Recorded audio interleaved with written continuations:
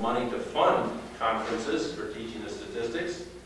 And I thought, who better to learn how to get some money to do this thing instead of, I shouldn't say instead of, because I did learn some things from that about finances and stuff, but I didn't get any monies for it, you see. But they offered to let us host a stats conference last fall, which we had 24 people here. Many of them expressed an interest in continuing and doing more of that kind of thing. And so from there, basically, this has grown to be what it is. So we've got lots of people here from all over the place. We've attracted a lot of attention. We'll get into some of those details later. At this point, I would like to introduce my steering committee. Pat Cooey, Sonia Armstrong, David McNiff. I just saw David walking past me and out the door. I'll introduce him again later. And Gary Eakin, who is in class right now, teaching summer school, and I'll introduce Gary a little later. At this point, I would like to introduce Linda Baker, who is our department chairman, who will in turn introduce our welcome speaker this morning. Good morning. On behalf of the Mathematics Department, I'd like to welcome you all to MCC. As Bob has indicated to you, for many years, the teaching of statistics has been a passion for him. He has explored various technologies and new ways of delivering the course to students to make the course more relevant and more understandable. Over the years, he has encouraged an increasing number of people to get involved in statistics programming. One of the, I think it's probably an appropriate time to thank Bob for coming up with this idea and for getting a group of people together to help present this conference. And please join me in thanking him for making this.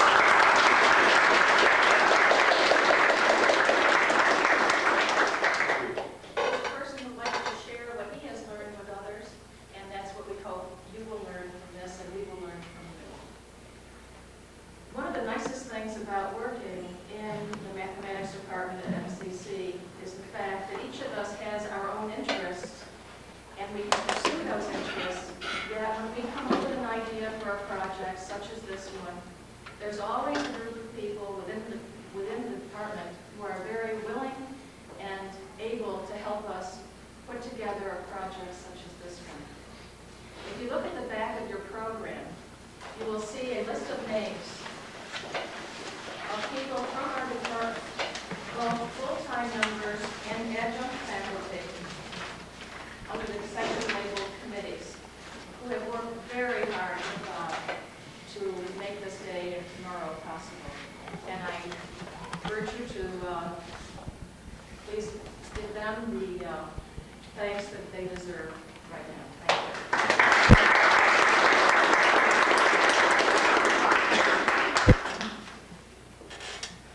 Bob mentioned that not only did he have support from the department, but he also had support from the institution. Various people across campus had contributed in many ways: time, money, ideas.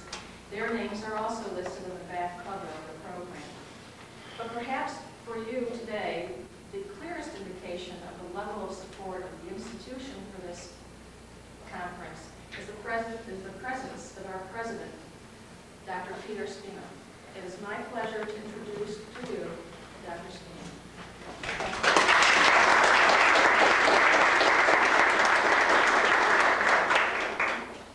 Thank you, Linda. Welcome to Rochester, ladies and gentlemen. We went from spring, no, we didn't have a spring this year. We went from sort of a wintry type of environment to full-blown summer about 2 weeks ago. Hopefully it will continue for a while. I know you're doing. How are you doing? Again, welcome to Rochester. Appreciate the fact that you are interested in your own students' professional development in the field of statistics. As I said to Bob Johnson, whom I also congratulate for all the logistics, handling things so well, getting this conference put together well. It's going to work out just fine. I took graduate school statistics, and I must admit I was terrified. An English major,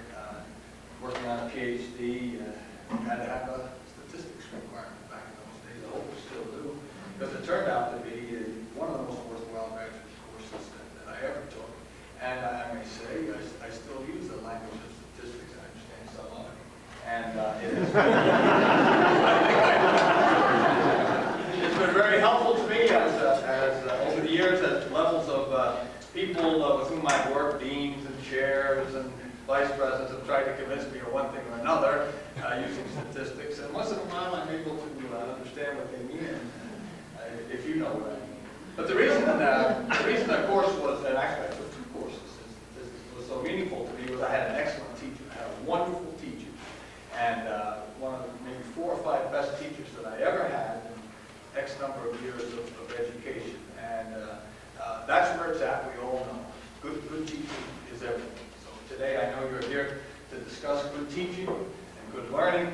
And I tell a story about change, which is sort of the hallmark of good teaching and learning. Now everything around us is changing. And with apologies to my staff who've heard me tell this sort of sardonic story for years and years, it will be memorable for those of you who haven't heard it. I'm setting myself up for failure. It involves a lawyer who, upon coming to the office one day, encountered a very elderly couple looking for a divorce. And as he was talking to them, reading over their papers, he said, "Sir," he said, "you're 96, madam. You're 92. You've been married for 67 years. And you're looking for a divorce. Tell me, why now?" Well, there was a long pause. Finally, the woman spoke. She said, "Well, you see, it's like this. We've been thinking about this for a long time. But we wanted to wait until all our children were dead.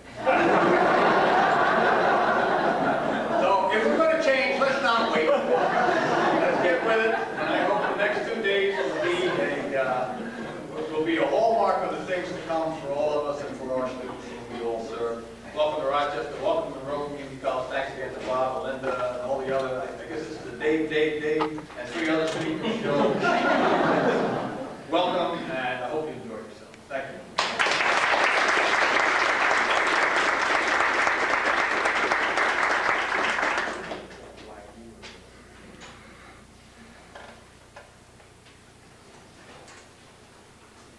As I said earlier, I come back to it, the design of our conference is set up so that basically this morning we're going to focus on things that are sort of related to descriptive statistics, the typical first part of an intro stat course. This afternoon we'll pretty much focus on things that are related to regression analysis. Tomorrow morning we're going to pretty much focus on things related to inferences and things of that nature that are usually the last part of a typical introduction course. When we break out into the, before I do that, one of the components, one of the things that typically happens, I think, it certainly did for me, and I think for most math teachers who teach statistics, is we learn most of our statistics in a classroom. We didn't go out on the job and actually use them in the field, shall we say. So one of the components of this conference is we are bringing 3 people who are out in the field using statistics, and they're going to be presenting the 3 segments that we're referring to as case studies. So we hope they will be informative. We hope they will give us some things that are real world oriented that we can take back to our classrooms. When we break out into the smaller sessions, the 3 session speakers are basically going to a certain extent, repeat their sessions. So it doesn't matter whether you go to Alan Rossman's section or whether you go to David McNitt's section or mine, which hour you come, you will basically learn about the same kinds of things. The thing that's going to happen from one session to another, we're going to change focus. Because during the first one, we'll all be doing things related to descriptive statistics and follow that pattern. So your color code will, shall we say, map you through the one that you're scheduled for.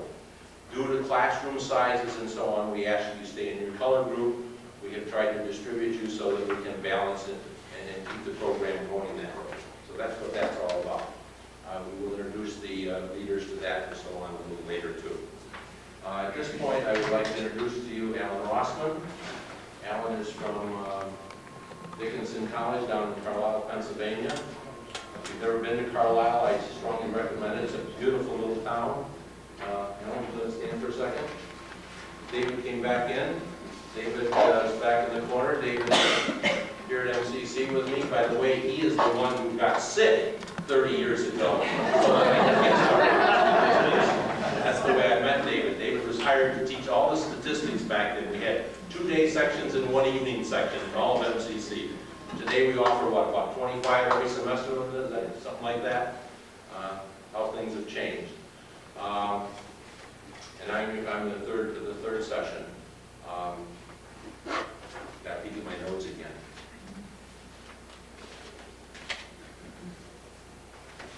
I did all those things.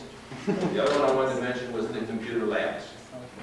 Basically, we've designed what we call the open computer labs so that you have an opportunity to, should we say, experiment with, visit 3 different computer software programs. We have set it up as, I've set it up sort of in the format of like you're going to a city as a tourist and you're going to take a tour bus around town. And so I have a tour set up for you in Minicab, a tour set up in Excel, and a tour set up in Jump-In. All of these require that you know nothing about any software before. If you're familiar with Windows, it will be a great help because that's what all the commands are. Files and click on this menu item and so on, and go through and experience the various applications of introductory to statistics that software has to offer. And what I've tried to do is to pick out like about 40 minutes worth of things that kind of will give you a feel for what's neat about that particular software. I know most of my colleagues have Excel on their computer in their office, and we all use it for spreadsheets, and including me have never done any statistics on it. I know they're there, but I don't use them until about 2 months ago. And boy, there's some amazing things that you can do with Excel. And so I hope to route you through on this little tour and actually have you go through some of those things and try them out. I think if you will participate there, you will enjoy them. And as promised in the advertisement, I have souvenirs. So once you have completed the tour, we will have some souvenirs for you. I have t-shirts and mugs and a whole variety of things. So hopefully you will participate with them this afternoon and tomorrow morning. Okay, what you're all here for. I'd like to introduce at this time Professor Moore. He is statistician, well known, obviously. Most of you are here, have heard of him before. David is at Purdue University. He's authored several textbooks, written many articles. He's a graduate of neighboring Cornell University. Is president-elect of the American Statistical Association, or some part thereof, I can't remember. I'm winging it this way, folks. I've lost track of all those notes I had. But without any further ado, I'll give you Mr. Moore.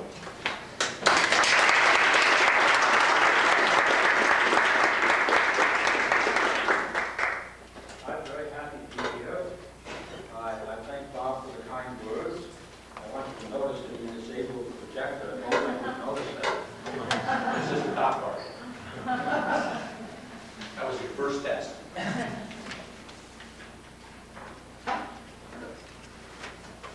Okay, we have the lights a little bit more. This is sort of the quick introduction in which we do the glittering generalities. You can't have been around without having met the wave of effort to reform the teaching of the mathematical sciences in general. And that wave has swept over statistics perhaps even a little faster than in mathematics. In mathematics, the reform movement seems to have generated some backlash, much less so in statistics for various reasons. So, being charged with giving you some generalities, I'm going to talk a little bit about the context of reform, then a little bit about what the reformers say about how we should change our teaching, and some comments on the extent to which they're right, and then some comments on technology. The technology is part of the reform movement. Again, there has been some resistance in mathematics, almost none in statistics, because statistics, unlike math, is connected with a large body of non-academic professional practice, all of which is computerized. So, stepping back a bit, the larger context for reforming teaching is what I would call the democratization of education. Internationally, higher education is no longer a filter designed to prepare an elite.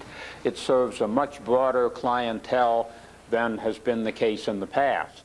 Even in the United States, where from the 60s through the 80s, about 50% of secondary school graduates went on to post-secondary education, that percentage has now risen quite quickly to over 60%. This pushes the education we offer our students away from academic esoterica and toward usefulness.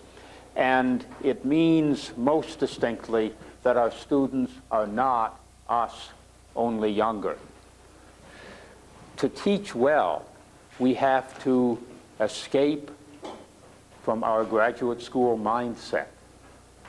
Not, of course, forget what we learned in graduate school, but undo some of the ways in which we were socialized in graduate school.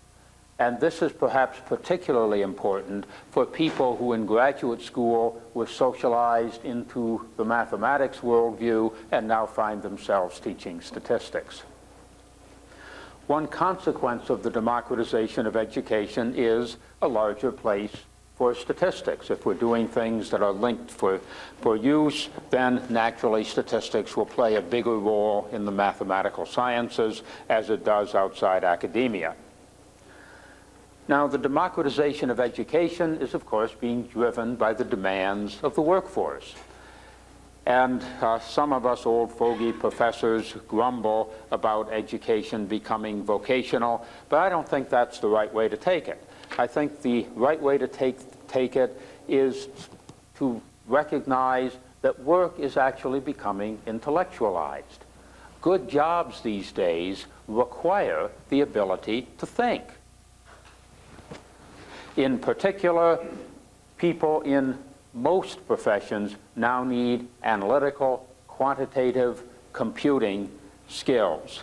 One way in which they get those is through our introductory courses in statistics, but we might well ask, and I'll return to this tomorrow when I talk more about content, we might well ask the extent to which students need classical statistical skills.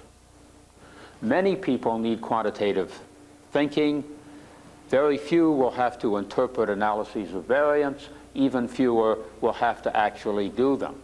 We might usefully ask ourselves if our traditional instruction has not escaped enough from our formation in graduate school. What's happening in the workforce is, of course, being driven by technology. You know all the buzzwords of computing, communication, multimedia, and if you're like me, you find it difficult to keep up with what's happening, let alone look ahead to what's going to happen. In fact, just 2 weeks ago, listening to someone from Intel speak, I heard yet another buzzword, AAAA communication. Anything to anyone, anytime, anywhere. Here's a quotation from a historian, Gertrude Himmelfarb, who says, this is not just technological innovation, this is the printing press. I quote a historian rather than a techno-guru because historians are supposed to have some sense of proportion. And indeed, Himmelfarb starts her article by saying, you know, we historians are still debating whether the American Revolution deserves the name revolution. And we've only recently conceded that the Industrial Revolution really was one. But this, she says, is a revolution. Revolutions are somewhat uncomfortable to live through. And We therefore are faced not only with making the transition from thinking mathematics to teaching statistics, but with coping with the revolution. There are, however, some eternal verities that will survive the revolution, and one is that good teaching is based on the teacher's learning. It's just that our learning now should perhaps be broader than what we learned in graduate school. Content is very important. We'll hear a lot about it in these couple of days. I'll talk about it tomorrow. Today I'm going to say something about pedagogy and something about technology. We should also, I think, be thinking about managing change to help us get through the revolution. That I'm not going to say anything about. So, a couple of words about pedagogy.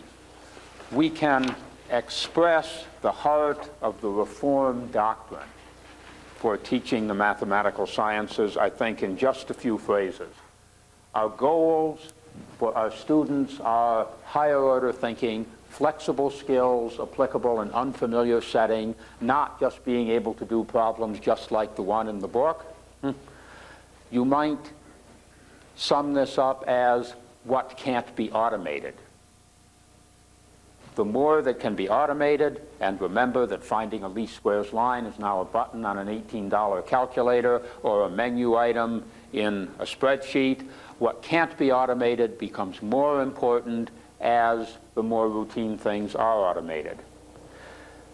The new pedagogy aiming at that goal is based on a change of model for thinking about how we teach.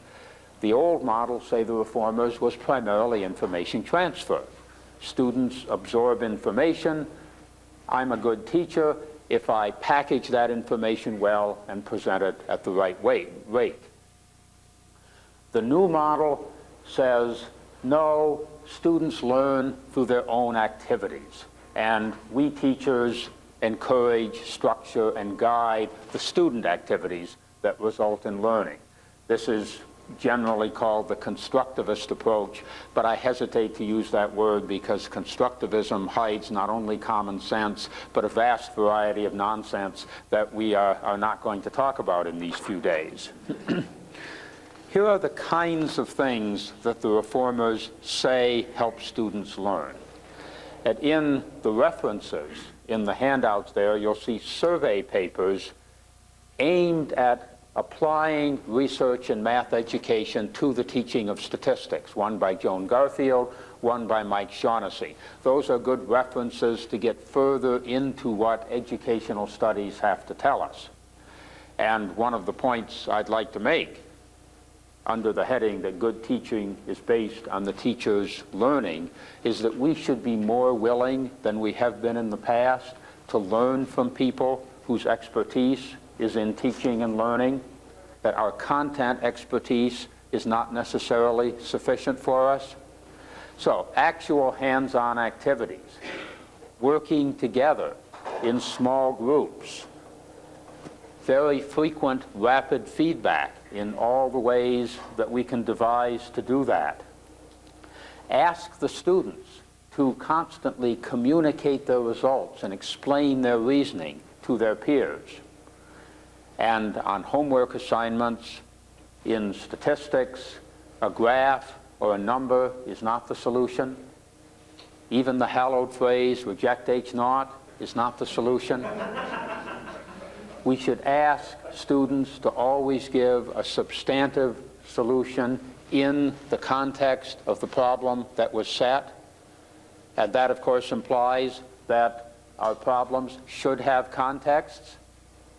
Right? Compute the mean of these 5 numbers is not a statistics problem, it's a third-grade arithmetic problem. Computer simulation, open questions, real setting. What you see here, and here's a quote from my favorite statement of the Reform position, even though it's aimed at schools, it's very well done. It's the National Research Council publication, Reshaping School Mathematics. What's needed is variety. And you notice discussion, practical work, practice, yes, practice hasn't gone away, problem solving, applications, unstructured investigations, and exposition by the teacher has also not gone away. Sometimes the reformers are a little weak on the kind of balance that this represents.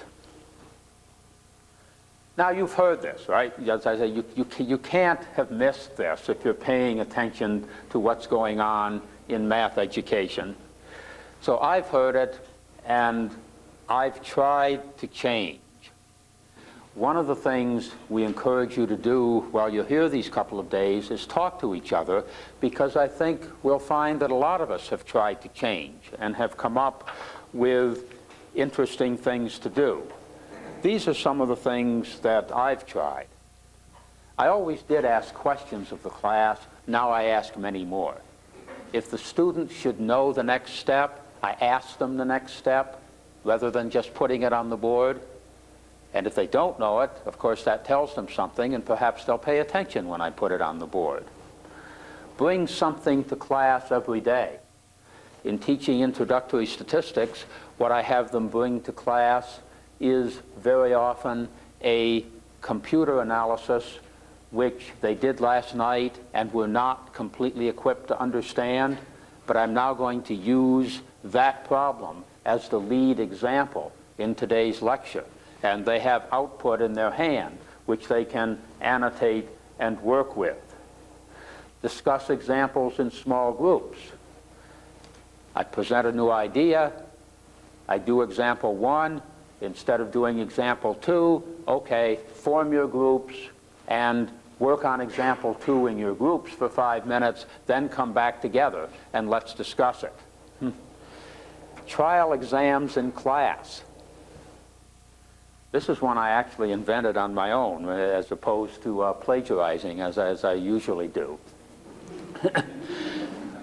The class section before an exam, of course, is devoted to exam preparation. I now walk in and pass out an exam. This causes panic, of course, which is just what I want. Okay, everybody work on question 1.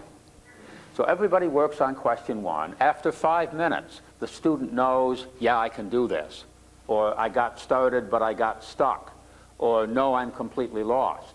Then we talk about question 1, impending execution having concentrated minds.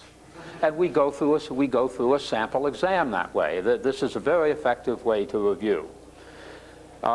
Shorter, more frequent exams. The reformers, by the way, don't like exams. I'm not going to say very much about assessment. I think their negative attitude toward exams overlooks the sociological function of exams. Right? What does an exam do? That's the only time that students stop, review, and try to integrate.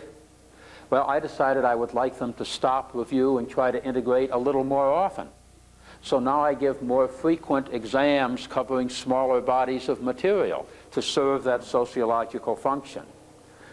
In applied statistics courses, I often have them start exams at home by doing a general computer analysis, which I describe for them.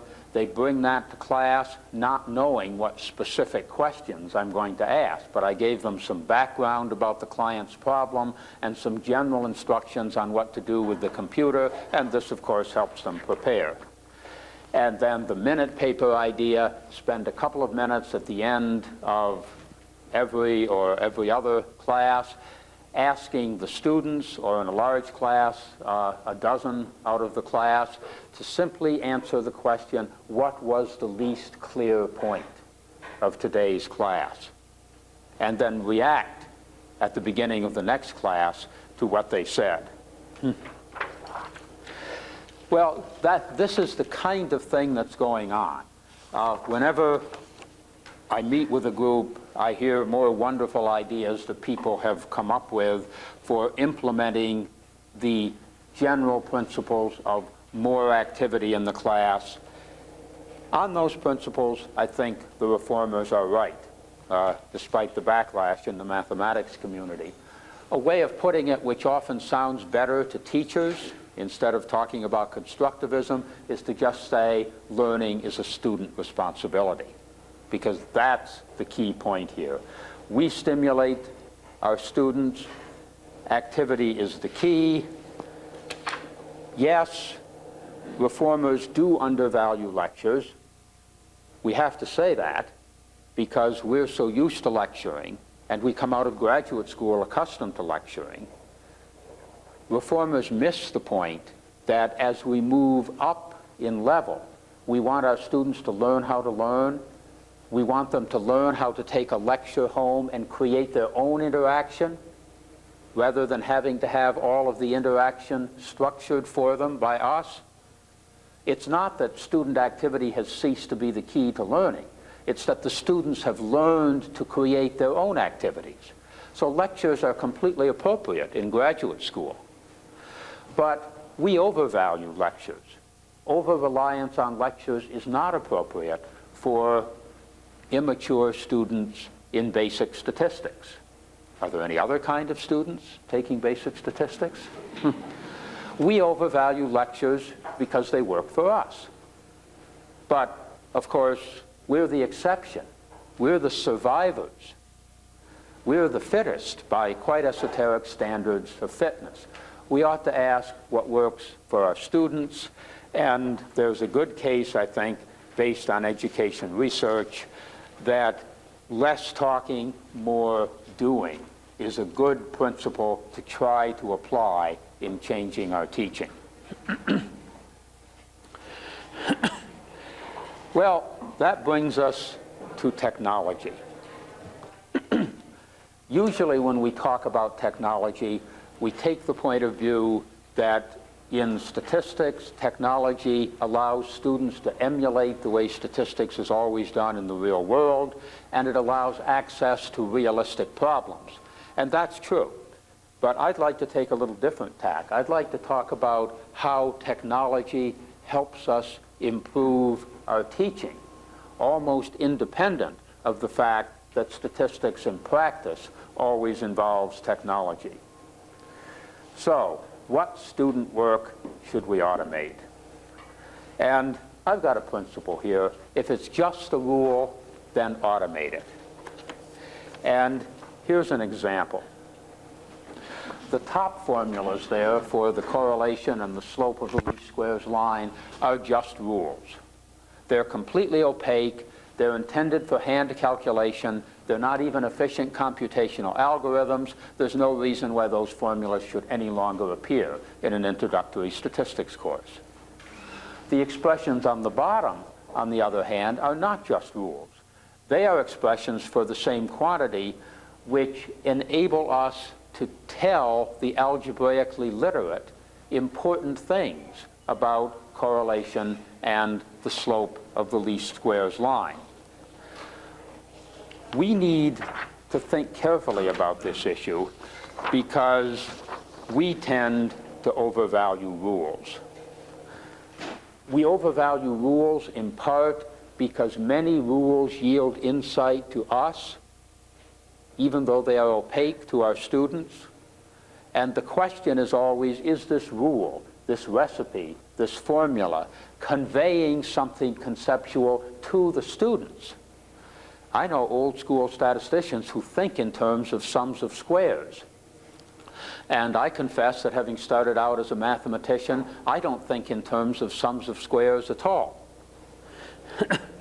A second principle, good technology should aid learning.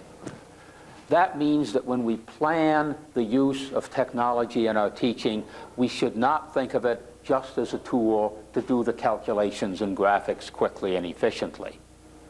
We should structure our use of technology so that the students are invited to explore, to visualize, to interact, to be active in their use of technology. That is, we should use what we know about good pedagogy in structuring the way we use technology. I like technology in part because it improves our ability to complete problems. Don't you remember from the old days when you were a student how frustrated you were when you understood a problem but couldn't get it to work out right because you were making some stupid mistake, and every time you went through it you made the same stupid mistake? I actually had an old calculus book that I threw against the wall of my dormitory room and practically destroyed out of frustration over that. Technology helps avoid that. If you understand it, you can do it.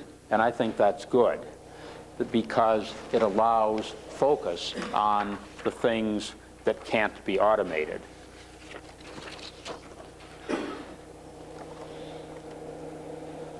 Perhaps the bigger question, at least among statisticians, I find almost universal agreement that introductory statistics courses should use technology quite heavily.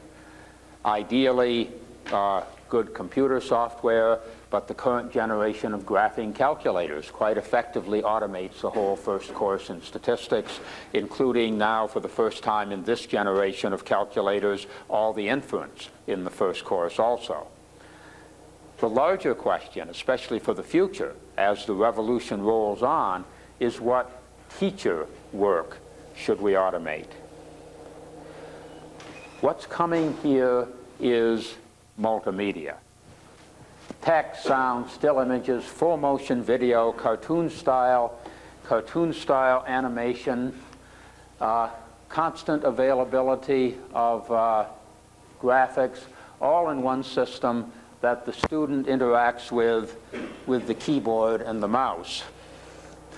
So I'm going to do a quick demonstration of one first-generation multimedia system.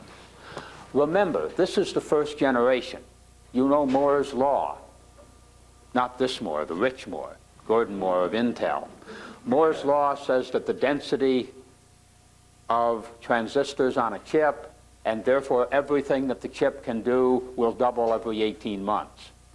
That rule has held for roughly 30 years. It's expected to hold for another 10 years.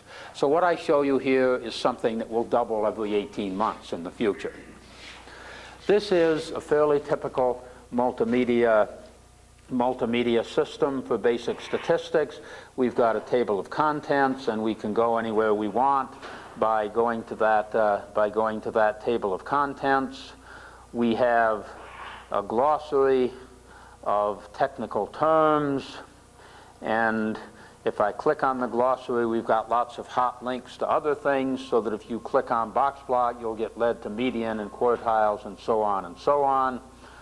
We've got an index, and it just happens that I'm a fan of the manatee data, and here are all the places that the manatee data occurs, and clicking there will take you to where the manatees are. This is the lesson on least squares lines toward the end of the large unit on data production. The design principles here are fairly clear from looking at the screen. Large blocks of text in a multimedia system are a sign of a weak use of the technology. Text is much easier and much easier to navigate in print rather than on a screen. Here we have small blocks of text. Nothing happens until the student launches it. So I'm going to look at the manatees.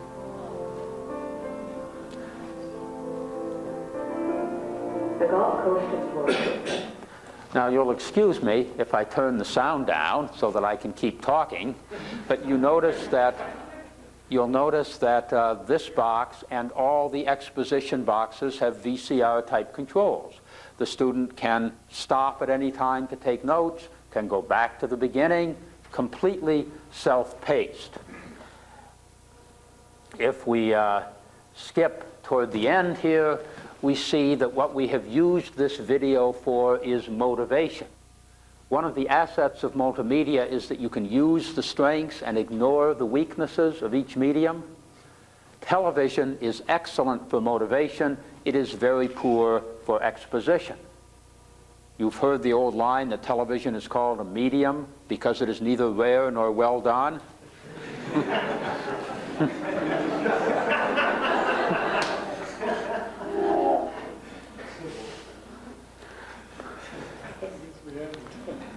Well, I think maybe I'm All right, we'll have to, those sounds can be turned off, by the way, if they annoy you as much as they annoy me. Computer software is always immediately available for use. In this case, we're going to look at the number of manatees killed by boats versus the number of boats registered in Florida. The first thing we do is make a scatter plot. Students have learned how to make scatter plots in previous lessons, and you notice there's a little instructional box there that says make a scatter plot. If you've forgotten how, hit the help button and we'll remind you how to make a scatter plot in the software. And this, of course, is deeply difficult. You go to the plot menu and look for scatter plot, and there's the scatter plot. You then continue, and the help boxes lead you through the obvious thing. Put a regression line on the plot, actually compute there's the equation of the regression line, actually do the regression computations. So not only is the software constantly available, but instruction on the software is embedded in the system. This icon right up here in the toolbar will launch the statistical software whenever the student wants to. This icon will take you to the home page, not just for the multimedia system, but for this particular lesson. And from that home page, you can, if you so wish, be led to sites which tell you much more than you want to know about the glorious Florida manatee. Down at the bottom of the page, you notice there's a review of linear equations. Some students, sad to say, when we hit least squares regression, need review of the basic algebra and geometry of straight lines. Shall we do that in class or not? Well, multimedia is multipath. The review is there. Anyone who needs it can do it privately and without embarrassment. Those who think they don't need it can skip it. We then go on to talk a little more about the idea of fitting lines, and now I'm going to open an exposition box. This is sort of typical of this set of software, that much of the exposition is done by animated graphics. Let's look at the manatee data again. The least squares line. Again, I'll turn that off, and we're going to go through the whole idea of what least squares are, and I'm going to jump ahead because eventually we're going to get to the point where the tool that was used to demonstrate the least squares line is turned over to the student to explore with. So there's a set of data. You try, dear student, to fit a line by least squares. You've got all sorts of information, the equation, the sum of squares, and a thermometer type graph, and it is very instructive. Notice intuitively we tend to think that's about right. That's because we're overlooking, our intuition overlooks the fact that we look only at vertical deviations from the line, not at perpendicular deviations, and so we have to rotate the line in this direction to move least squares. We can play with this for as long as we want. That's an interesting and useful instructional style. Moreover, these animated graphic tools are also available for student use at any time, and they can be customized for demonstration. I'm going to remove a lot of things here.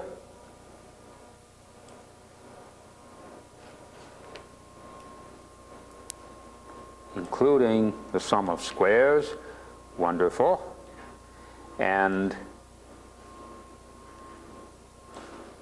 There's a blank slate on which I can, and I now would find it very hard to teach without this kind of demonstration tool available.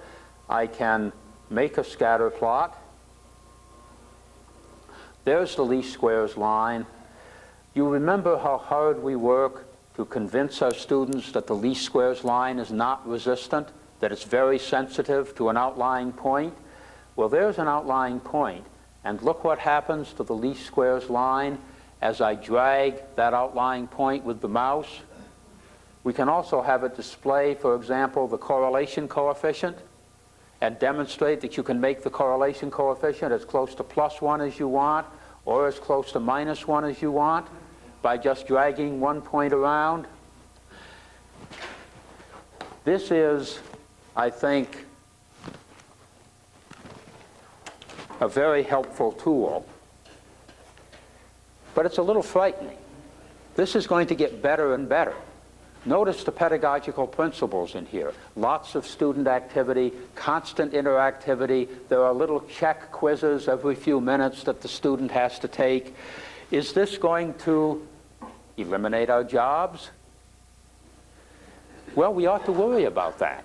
We ought to worry about it first because of the sheer capability of current and coming technology, and we also ought to worry about it because of economics. Here from the Bureau of Labor Statistics website, current consumer price index 160. Medical care on the same base, 233. But what's happening to the medical care community? Vast restructuring. Physicians are worried about their incomes. There's an oversupply of physicians. Everybody is consolidating. College tuition has gone up faster than medical care. We provide a service that is as essential to the middle class as medical care. Their children have no future without us. And our costs are going up faster. We're next for restructuring. That's why I said we need to think about managing change. And technology is very likely to be part of the restructuring. We ought to ask ourselves, what are the essential roles for human teachers in a highly technological teaching environment? Well, learning is a social activity, and technology is weak on the social aspects of learning. In particular, as you know, students who take introductory statistics courses are typically not highly motivated, and there is no better motivation than an active and concerned human teacher. There will be questions that the clever software designers didn't think of. There will be special needs. Sometimes grandmothers really do die. And then, of course, there's assessment. The first principle of assessment is students will learn what they know they will be assessed on. And if we want our students to learn these flexible, higher-order thinking skills, we're going to have to assess them on it, and I have yet to see a computer-based assessment program that does a good job at assessing higher-order skills. We can therefore hope that new technology will enable us to use our expensive human time in the ways that are most productive. My guess is that the bottom line on the kind of technology that I gave you a taste of there is the same as the bottom line on distance learning, which has been around for a much longer period of time. That is, it works very well for motivated students. Technological instruction, I think, will very rapidly take over on-the-job training, where the students tend to be more mature and have a direct job motivation. And remember that a Carnegie study a few years ago showed that industrial training is the same size, both in dollars and number of students, as the whole post-secondary education system. There, I think technology will very rapidly take over. It will make strong inroads into higher education, partly because of the pressure of economics, partly because of the quality of the technology. We can hope, nonetheless, to survive if we can show that we do a better job than the technology. When the psychologists do their factor analyses on the long student evaluation of teaching questionnaires that our students fill out, they tend to come up with a couple of important factors. One is organization. Well, the technology organizes pretty well. Another is efficiency, efficient use of classroom time, for example.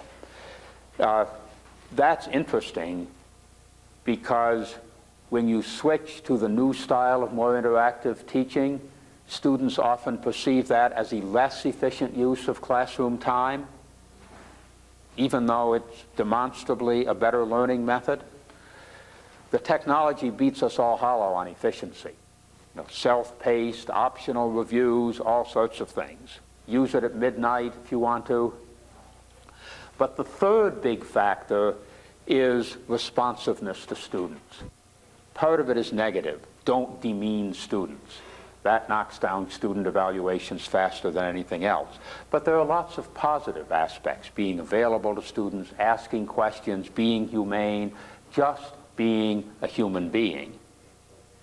Well, that's what we are, and we can hope that that will continue to have some advantages in teaching.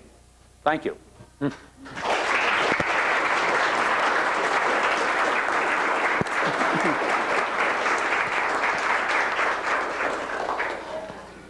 you, David.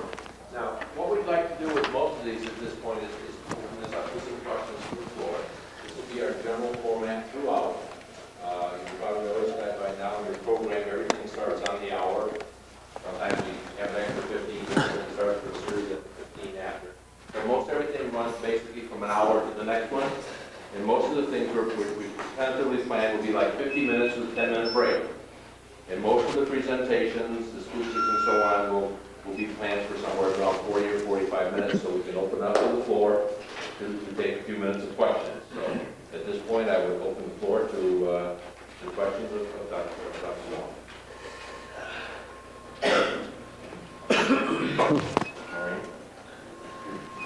How do you get a trial exam in class the way you described it and possibly cover all the material?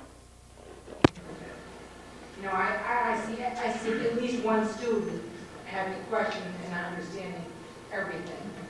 Sure. Any exam is a selection. You try to hit the main point.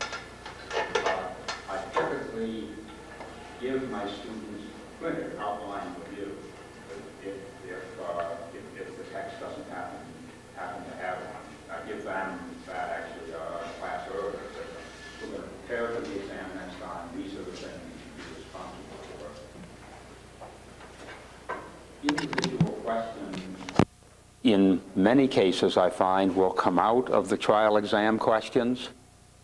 Because in the discussion, remember, I only have let them spend about 5 minutes working on the question, just enough to see if they can do it.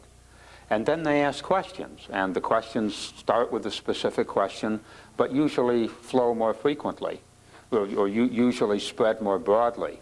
So I haven't sensed that students have had difficulty asking questions they wanted to ask in the context of having, say, 4 exam questions. We spend 5 minutes working on each one and then discuss each one. Well, we've really only spent 20 minutes with their heads down working, and I think that's time well spent. I have the feeling he's talking about 5 major questions, and you're thinking of a test of 30 small questions, maybe. Well, yeah, 12 questions maybe. Yeah, okay. No, I I tend to give about 3 or 4 major questions, sometimes with several parts, each addressing a major block of material in an integrated fashion. So, They get one part wrong at the beginning. Great designer. well, how to structure it, right? I just look at the time. I can't. Yeah, I wanted to put up a list of things that I've tried and have found helpful. Whenever we have such a discussion about people who teach in different settings with different classes of students, different class sizes, different types of material, and typically a lot of people have tried a lot of things that they found helpful. listen and look for nuggets that you can go back and try. And if that seems like gross rather than gold for you, well, pitch it back in the stream and pan for another one. You know, I've been thinking a lot about this summer. We had this last week. And I'm very anxious to try this in the fall. I really am. We did this last week, I heard it. But I'm just looking at time is my biggest nightmare. You know, and having group studies and the explanations and getting everything done in an hour. It's sort of a given, and one of the sources of tension in the reform movement is in this style of teaching, you will cover less material. There's no doubt about that. But the reformers are adamant that what matters is what the students absorb, not what we cover. Now, in principle, that's right. In practice, some of these students have taken this course because they were sent by other departments, and they have a body of material which they're supposed to be exposed to. So there's certainly are tensions there. And the less mature the student, which means the less you can expect them to do on their own outside of class, the stronger those tensions are. And I feel that too, but one of the biggest inhibitions for my changing my style of teaching was the recognition that I probably wouldn't get through what used to be the classical full semester. So I had to think about what to cut. And I'll tell you tomorrow what I cut, and you can think about what you would cut.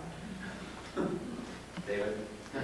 Here in SEC, a major initiative by the faculty is this program called Writing Across the Curriculum. I don't know if you're familiar with it, but it seeks to help students learn in whatever discipline they're using by asking them to write down what they know, what they understand, what they want to know. Are you familiar with that? Do you use some aspect of more writing than you used to for? We don't have a writing across the curriculum program. It is true that new emphases in statistics education imply that the students will do some degree more of writing. It used to be that they could get away with just numbers and graphs. Now I absolutely insist on at least a sentence or two of clear, correctly written conclusions for that problem as stated. Well, that's already a little writing. The tendency is also to ask more group work, more larger projects, and those projects or group work are a natural environment for reports, either oral or written. And more experience with oral and written presentation is something that employers very much want, along with more experience at teamwork, and they tend to naturally go together. And statistics is perhaps easier than mathematics to arrange these things in. So that yes, it's I think reasonably easy relative to some other quantitative fields to move instruction in statistics in a direction that requires more writing, more speaking, more presenting in general. Yes? First of all, I really want to thank you. I'm very pleased to see you because I'm just your textbook for my class, and it's so great that you can see you here today.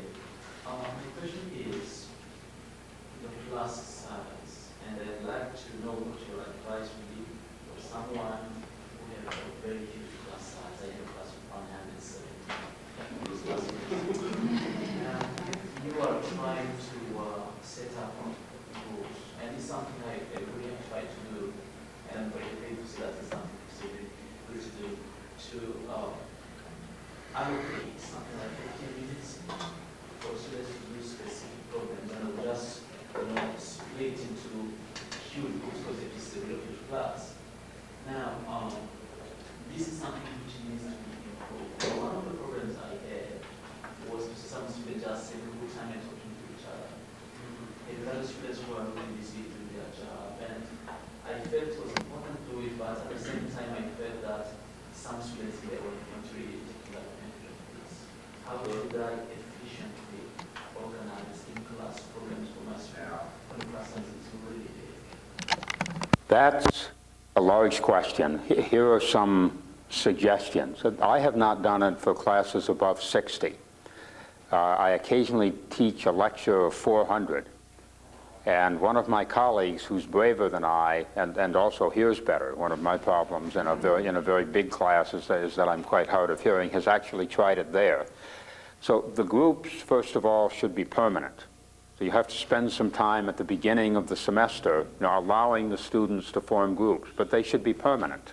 So the students come together in the same groups, and therefore a non-participant has some social pressure because he's letting down the same group of people every day.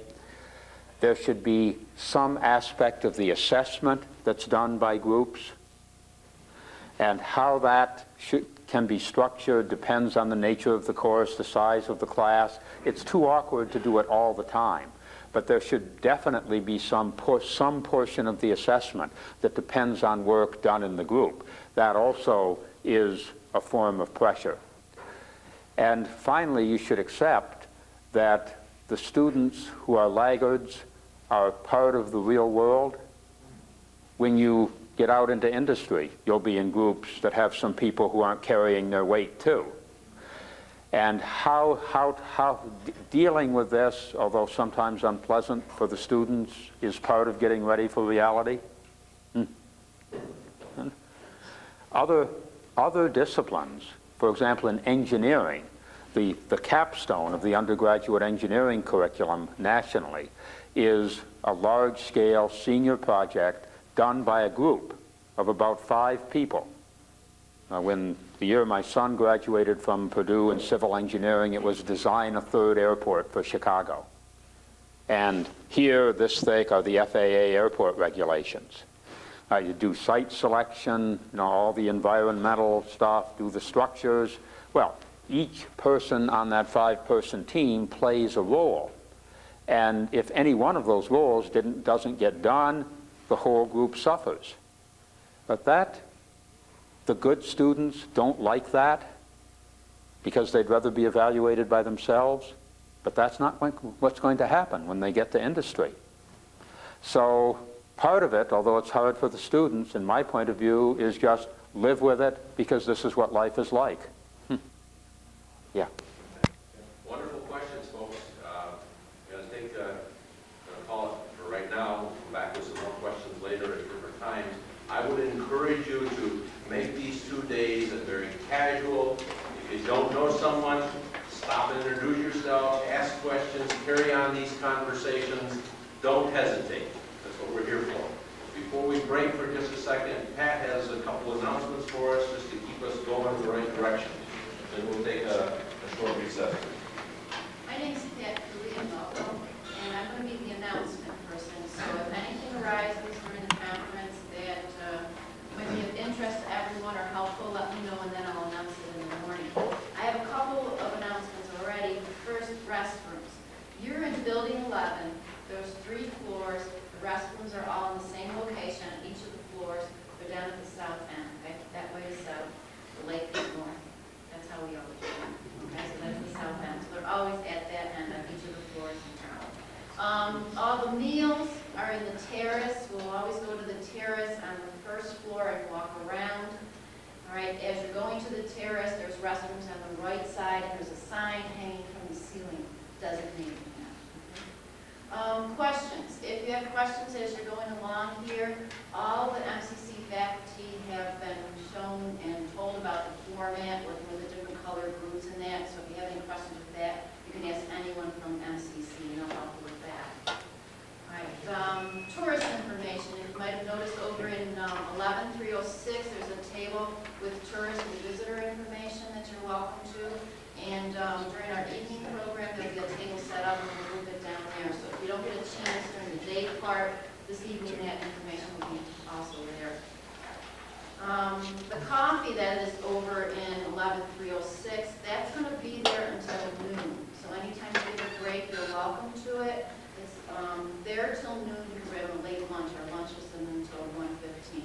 The only thing we ask is that you don't bring coffee or anything into the computer labs. That's our only concern with that. Okay. Your folder. In your folder, I don't know if you've had a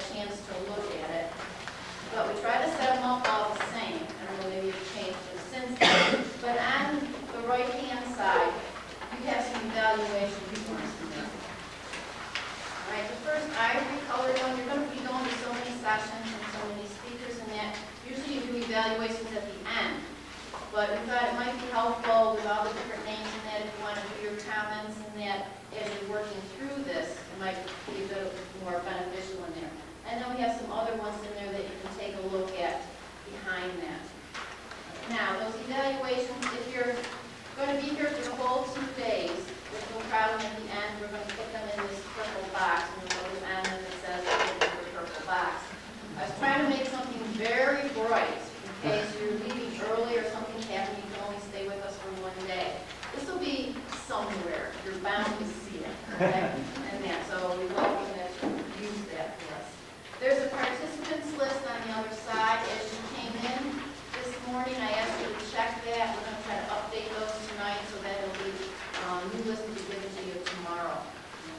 Then there's facts and figures about MCC that's kind of interesting in there. You have a disc that you're going to be using when you go into the computer labs. Ask that you write your name on the label, and in case you leave it in the computer, we get it back to you.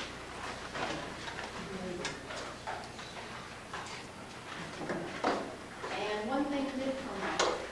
We asked about receipts, and we'll get those for you tomorrow. If we have those ready. Are there any questions? There's no program in there? Okay, anyone else? And I said yesterday that Henry Ford would have been proud of our production. Quality control slipped somewhere in the middle of that. We have a whole stack of You it. got more than 95%, so. We got more than 95, didn't we? Where are the computer labs? Okay, the computer labs, the ones that we're going to be using, they're down on the first floor, and depending on your color number, you'll either be in 11109 or 11104. And then when we have an open lab, there's also one in 11206. So again, it's all 11, it's all the different floors. Okay? Anything else? Thank you, and if you have anything, just try to find me, and I'll try to answer. Let's take about 5 minutes. We're running tight. We're 2 minutes up, so I can.